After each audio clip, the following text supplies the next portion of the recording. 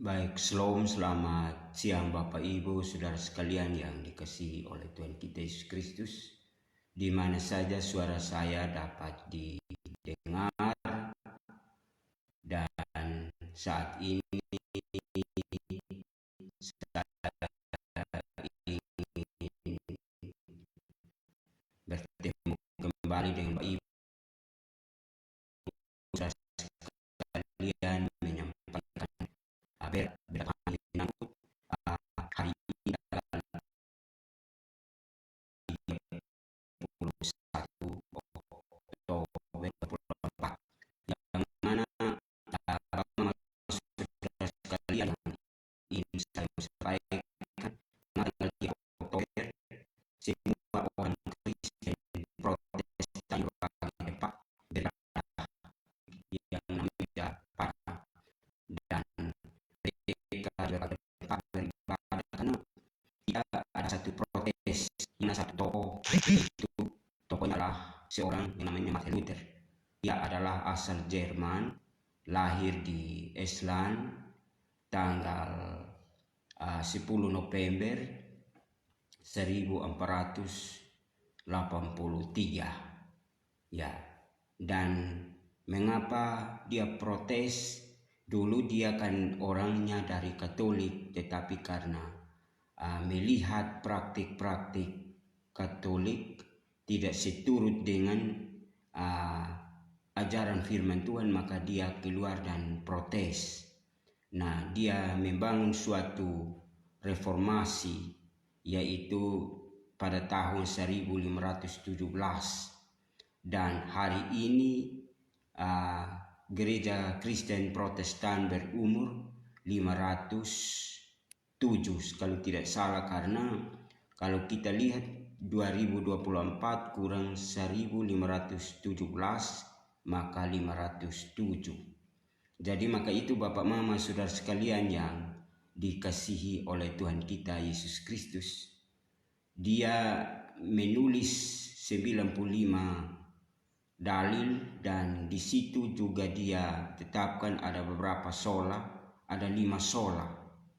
Ya, sola yang pertama sola Kristus, hanya kepada Kristus saja kita sembah, dan sola Scriptura, hanya Alkitab saja, dan sola fide atau hanya iman saja, manusia itu dibenarkan karena iman, dan sola gratia atau gratia itu adalah kita ini diselamatkan oleh karena anugerah, dan yang terakhir adalah sola Deo Gloria, yaitu kepada Allah saja dimuliakan atau Tuhan saja dimuliakan.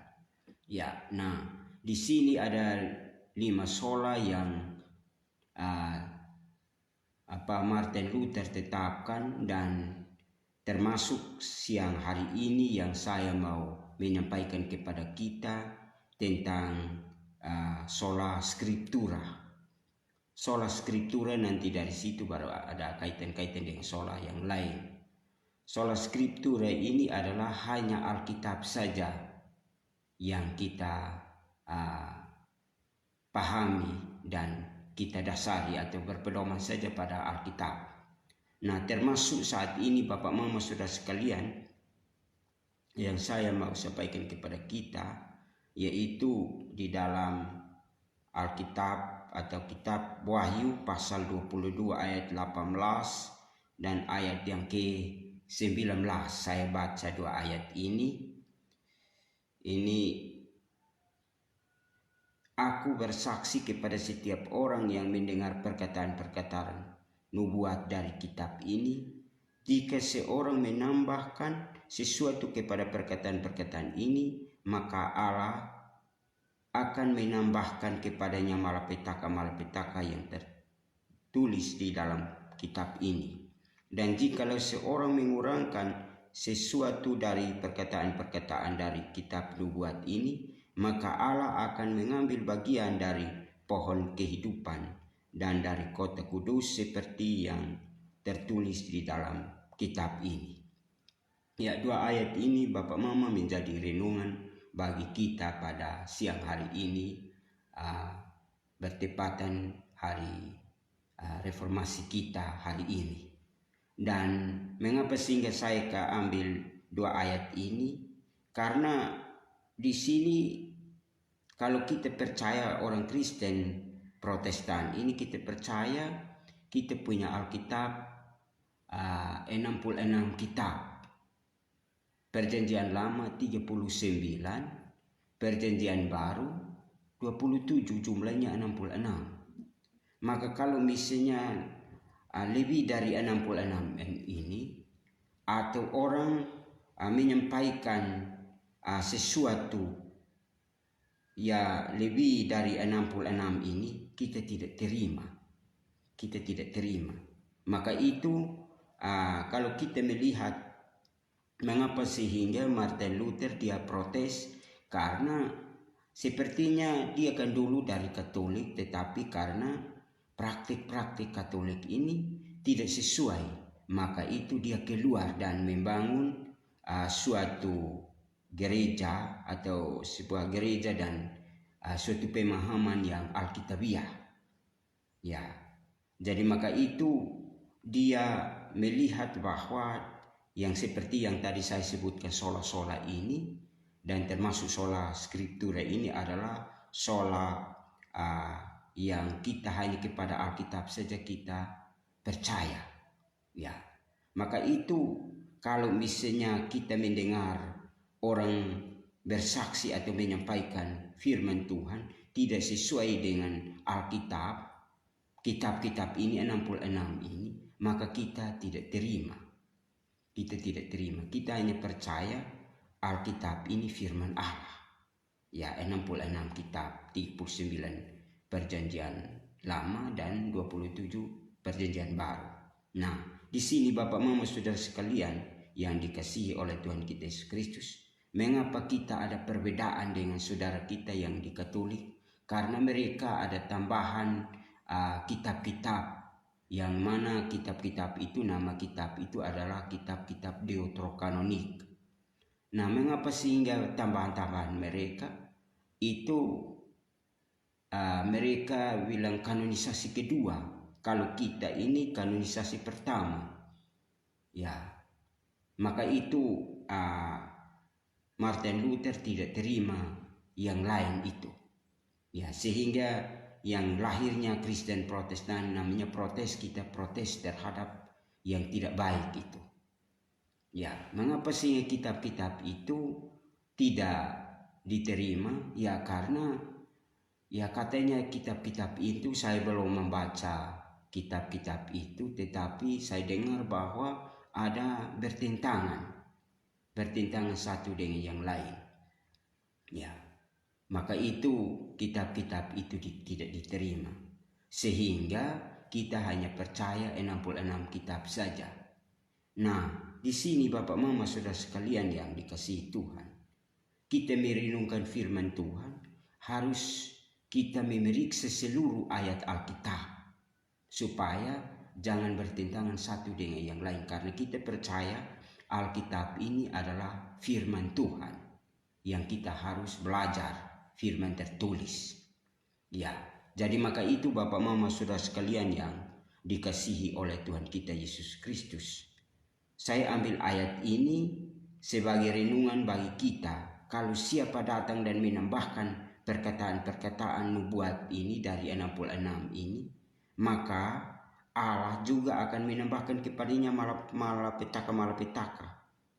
Atau siapa yang mengurangkan perkataan-perkataan nubuat yang 66 ini, maka juga Allah akan mengambil bagian dari pohon kehidupan dari kota kudus.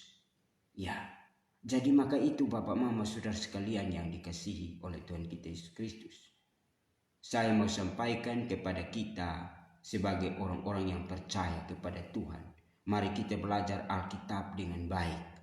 Firman-firman Tuhan, cara memahaminya, kita belajar ayat demi ayat sehingga kita jangan bertentangan satu dengan yang lain. Karena terkadang ada pemberita-pemberita yang tidak sesuai. Ya, dia hanya mengkhotbahkan ayat yang lain sementara ayat yang lain bisa bertentangan.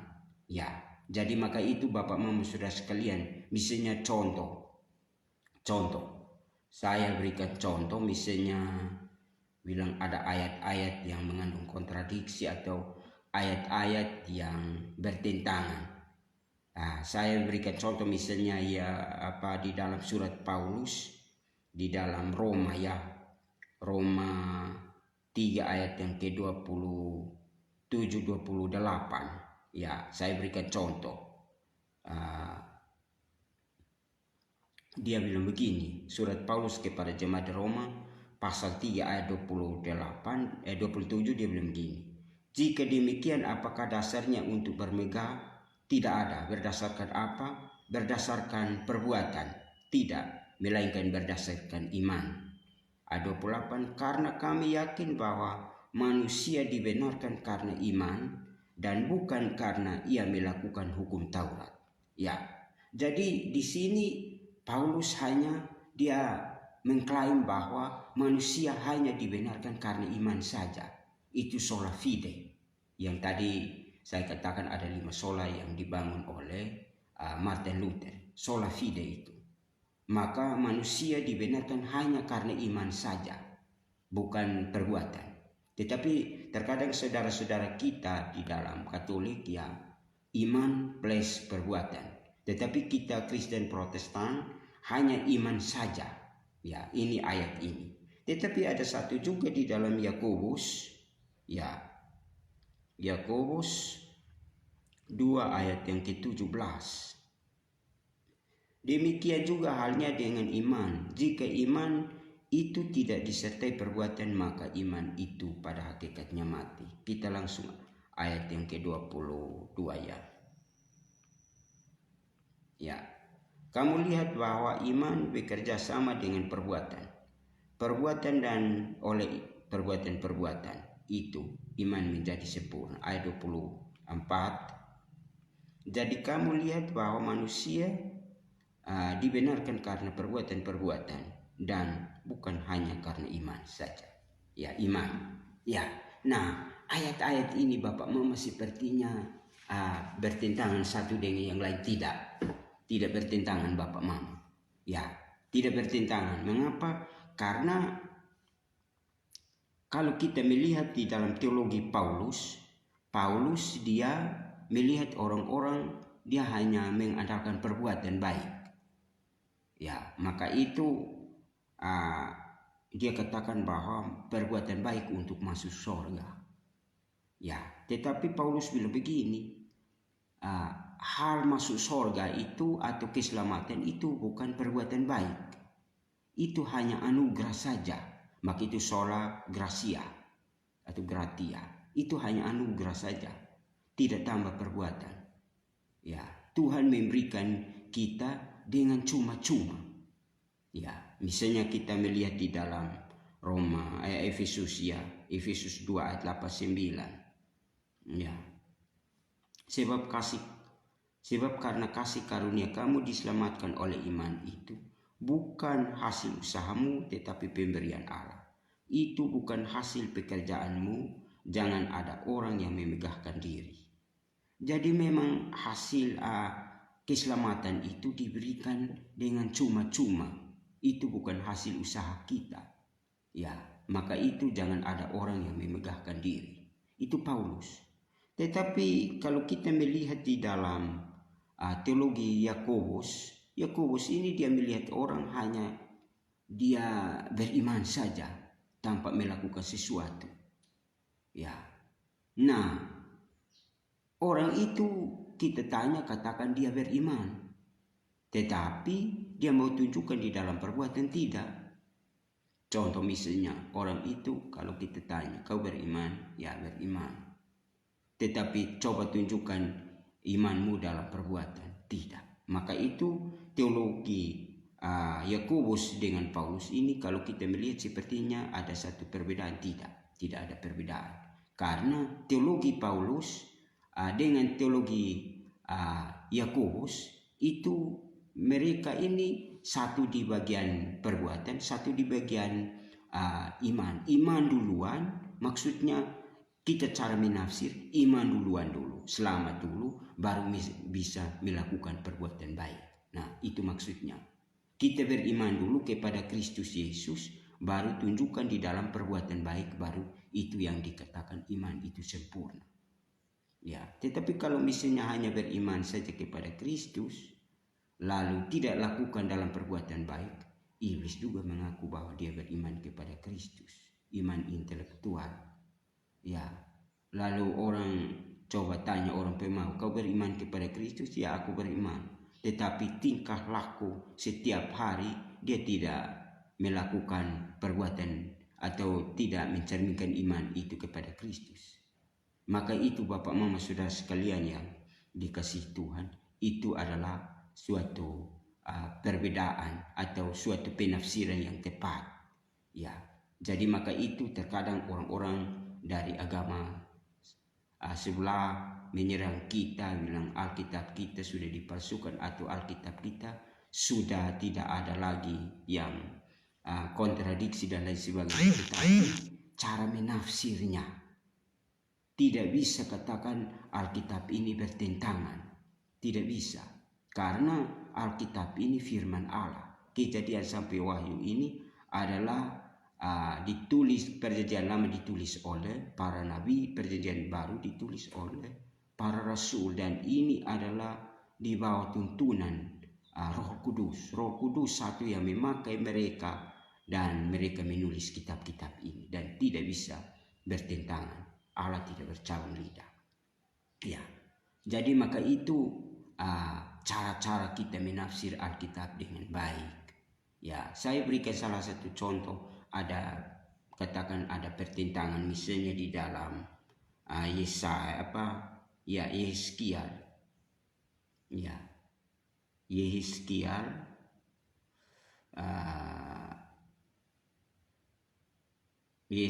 ya, ayat yang ke-20. Orang yang berbuat dosa itu harus mati. Anak tidak akan turut menanggung kesalahan ayahnya, dan ayah tidak akan turut menanggung kesalahan anaknya. Orang benar akan menerima kebenaran, dan kefasikan orang fasik akan ditanggung atasnya. Ini ayat. Sedangkan ada satu di Ratapan. Ya, sabar, saya lihat Ratapan dulu. Ratapan 5 ayat yang ke-7.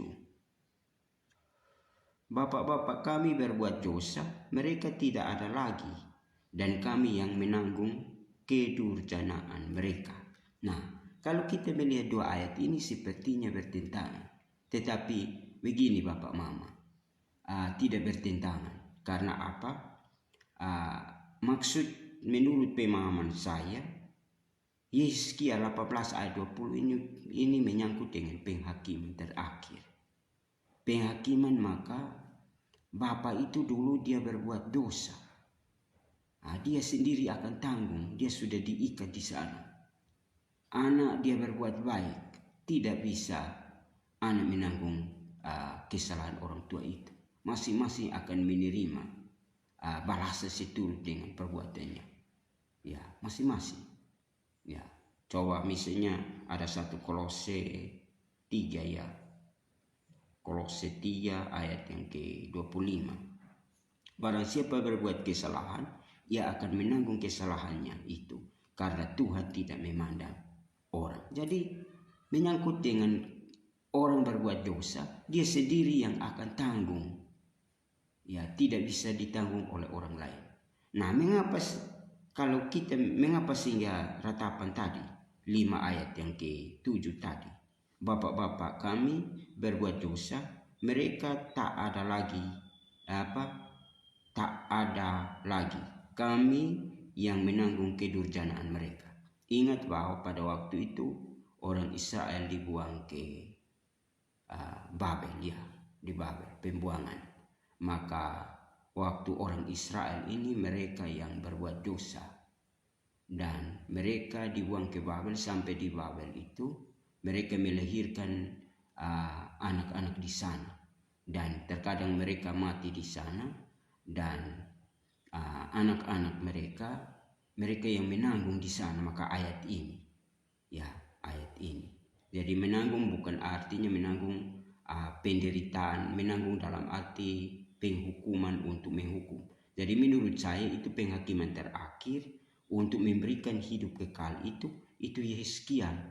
Sedangkan yang ratapan ini menyangkut jasmani kita. Jasmani kita, maka terkadang kalau orang tua kita berbuat dosa, ya kita secara jasmani kita menderita di dunia ini. Tetapi menyangkut dengan penghakiman terakhir, masing-masing akan menerima balasan seturut dengan perbuatannya. Tidak ada orang lain yang tanggung dia punya ini, perbuatan itu. Misalnya di dalam kedua Korintus 5 ayat yang ke-10, di situ sebab kita semua harus menghadap takhta pengadilan Kristus, supaya setiap orang yang memperoleh apa yang patut diterimanya sesuai dengan yang dilakukannya dalam hidupnya ini, baik ataupun jahat. Jadi kita akan menghadap takhta pengadilan Kristus. Di sini bilang pengadilan Kristus. Jadi maka setiap orang akan menerima seturut dengan apa yang dia perbuatnya. Jadi maka itu Bapak Mama Saudara sekalian yang dikasihi oleh Tuhan kita Yesus Kristus, kita menafsirkan ayat ini harus membaca seluruh ayat Alkitab sehingga kita bisa menafsirkannya dengan baik. Jangan saja kita hanya baca ayat ini lalu kita khotbahkan lalu tidak memperhatikan ayat-ayat yang lain, sepertinya kita katakan ayat ini bertentangan satu dengan yang lain. Tidak Bapak Ibu Saudara sekalian. Maka itu sola scriptura itu adalah hanya kepada Alkitab saja kita punya iman bertumbuh dari situ. Lalu kita membaca Roma 10 ayat yang ke-17. Iman bertumbuh dari pembacaan firman Tuhan. Maka itu Bapak Mama Saudara sekalian yang dikasihi oleh Tuhan kita Yesus Kristus, hari ini kita merayakan hari reformasi yang sudah dibuat oleh tokoh kita, yaitu Martin Luther. Martin Luther. Jadi maka itu Bapak Mama Saudara sekalian yang dikasihi oleh Tuhan kita Yesus Kristus, saya kembali kepada sola scriptura, firman Tuhan saja yang kita harus belajar. Dan terkadang ada orang-orang yang dia memang percaya kepada Kristus. Dia punya, kita tanya percaya kepada siapa? Percaya kepada Yesus. Tetapi dia tidak melakukan apa yang dikehendaki Tuhan. Karena apa? Tidak belajar firman Tuhan dengan baik, tidak membaca firman Tuhan. Maka tujuan utama firman tertulis ini, firman Tuhan ini, kita harus membaca dan mempelajari sehingga kita boleh praktikkan di dalam setiap kehidupan kita. Jadi maka itu Bapak Mama Saudara sekalian, kalau kita tidak belajar firman Tuhan, pasti praktikkan. Kita percaya Yesus tetapi percaya yang bagaimana? Percaya yang tidak benar karena kita tidak ada pengetahuan yang benar. Kita tidak mengerti dengan baik sehingga kita melakukan praktik-praktik kita di lapangan tidak sesuai. Jadi maka itu Bapak Mama, kita harus belajar firman Tuhan dengan baik sehingga dari firman yang kita belajar iman kita bisa bertumbuh. Jadi kalau misalnya kita melihat di dalam Roma 10 ayat yang ke-17, jadi iman timbul dari pendengaran dan pendengaran oleh firman Kristus. Lalu kedua Timotius 3 ayat yang ke-10, iman bertumbuh dalam penganiayaan dan dalam pembacaan kitab suci. Jadi kalau kita melihat di dalam ayat selanjutnya,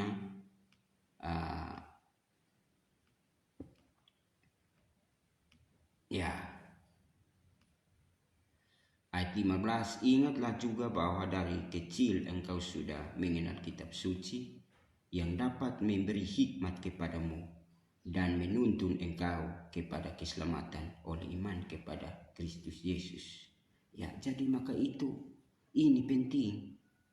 Ya, ingatlah juga bahwa dari kecil engkau sudah mengenal kitab suci yang dapat memberi hikmat kepadamu dan menuntun engkau kepada keselamatan oleh iman kepada Kristus Yesus. Orang Kristen terkadang salah memahami Alkitab, sehingga dia tidak membaca Alkitab dengan baik. Maka kalau ditanya, kau percaya Yesus? Aku percaya. Tetapi percaya yang bagaimana? Percaya kalau misalnya dia tahu firman Tuhan, baru dia bisa percaya Yesus. Tapi kalau tanpa pengertian yang benar tentang firman Tuhan, kalau percaya kepada Yesus, bisa lakukan salah. Terkadang kita bilang kita mengasihi Yesus, tetapi kehendaknya kita tidak lakukan. Misalnya di dalam Yohanes 14 ayat 15. Jikalau kamu mengasihi aku, kamu akan menuruti segala perintahku. Ayat yang ke-23. Dia bilang begini juga. Jawab Yesus, jika seorang mengasihi aku, ia akan menuruti firman-Ku, dan Bapa-Ku akan mengasihi dia, dan kami akan datang kepadanya dan diam bersama-sama dengan dia. Nah, ayat 24, barang siapa tidak mengasihi aku, ia tidak menuruti firman-Ku. Dan firman yang kamu dengar itu bukan daripadaku, melainkan dari Bapa yang mengutus aku. Ya, jadi maka itu Bapak Mama Saudara sekalian yang dikasihi Tuhan kita Yesus Kristus. Firman ini penting, Alkitab ini penting untuk kita belajar. Percaya Yesus, kalau tidak mengerti firman Tuhan, kita bisa jalan salah. Maka ayat tadi, kamu bilang mengasihi aku, tetapi tidak melakukan perintahku. Itu bukan orang yang dikatakan orang Kristen sejati. Harus belajar firman Tuhan, ya, supaya mengerti. Ya, kalau misalnya kita melihat di dalam Matius 13 itu penabur, itu benih yang jatuh di tanah yang baik, itu orang yang mendengar firman dan mengerti. Membaca firman dan mengerti, bisa lakukannya dengan baik. Tetapi kalau misalnya dia hanya istilah mendengar saja, lalu dia baca lewat-lewat, dia tidak mengerti, dia bisa melakukan salah juga, praktik-praktik salah. Maka itu kalau kita melihat dari praktik itu salah, pasti kita menghindar dari praktik itu. Biar dia bilang orang Kristen. Tetapi kalau misalnya dia melakukan salah, kita jangan ikuti itu. Ya, maka itu Martin Luther, dia protes, dia keluar dari Katolik karena justru dari praktik-praktik yang tidak sesuai, maka dia keluar. Ya, jadi maka itu Bapak Mama Saudara sekalian yang dikasihi oleh Tuhan kita Yesus Kristus, mari kita berdasarkan iman saja kepada Alkitab. Alkitab tertulis sepertinya apa, ya mari kita menafsir sehingga kita melakukan yang benar di dalam kehidupan kita tiap-tiap hari. Ya, jadi maka itu Bapak Mama Saudara sekalian yang dikasihi, 5 sola yang dibangun oleh Martin Luther ini penting karena ada praktik yang lain, misalnya ya dari kita punya saudara-saudara Katolik, bukan kita menghina mereka, tetapi ada terkadang membuat dari patung juga dari Bunda Maria. Kita tidak menolak Bunda Maria, tetapi kalau misalnya kita membuat patung untuk menyembah juga, ya di dalam perintah yang kedua katakan bahwa jangan membuat patung untuk menyembah sujud kepada dia. Nah, kita percaya firman Tuhan. Ya. Lalu misalnya ada penyembahan kepada arwah orang mati. Di dalam firman Tuhan kita punya ini dilarang, tidak boleh. Tetapi terkadang orang Kristen ini hari arwah dia menyembah orang mati. Pergi ke kuburan dan komatkan di sana. Itu salah juga. Tidak sesuai dengan firman Tuhan. Maka itu banyak belajar firman Tuhan supaya kita jangan sesat dan disesatkan. Ya, tapi kalau misalnya kita tidak belajar firman Tuhan dengan baik, pasti kita disesatkan dan menyesat dan disesatkan oleh pengajaran-pengajaran yang lain. Ya, apalagi sekarang media sosial kita banyak pemberita firman Tuhan. Ada yang pemberitanya baik tetapi tidak memperhatikan ayat-ayat yang lain. Ya, jadi maka itu terkadang juga saya periksa kita orang-orang Kristen yang memberitakan firman lain, dia hanya mengklaim bahwa Yesus hanya satu saja, tidak ada pribadi yang lain. Kita Kristen Protestan ini percaya Allah Tritunggal, yaitu Allah Bapa, Anak, dan Allah Roh Kudus. 3 pribadi ini. Nah, mengapa sehingga kita percaya dia pribadi? Karena memang ada di dalam Alkitab. Misalnya kita baca dalam Matius 3 ayat 16-17. Waktu Yesus dibaptis keluar dari air, langit terbuka dan roh Allah turun seperti burung merpati datang kepada Yesus. Dan ada suara dari sorga katakan bahwa inilah anakku yang kukasihi, kepadanya aku berkenan. Jadi memang ini dia pribadi pada waktu itu temu pada satu titik. Jadi maka itu kita orang Kristen percaya itu. Dan katakan Allah, Bapa dan Anak. Dan Anak itu yang datang sebagai manusia di dalam dunia ini. Karena dulunya dia pribadi ini adalah roh. Nah, roh itu kita tidak melihat. Maka itu Bapa juga kita tidak melihat karena Bapa itu roh. Nah, Anak yang datang yaitu datang menjelma menjadi manusia dan kita melihat dia. Ya, karena Yohanes 4 ayat 24, Allah itu roh, barang siapa menyembah dalam roh dan kebenaran. Dan Bapa juga kita tidak melihat dia. Kalau kita melihat dalam Yohanes 1 ayat 18, tidak seorang pun yang melihat Allah Bapa.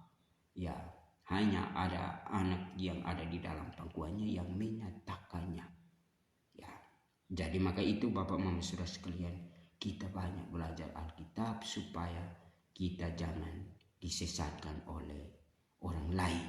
Ya, karena banyak penyesat sekarang ini sudah bermunculan di media sosial. Maka kalau kita tidak waspada, kita bisa sesat dan disesatkan.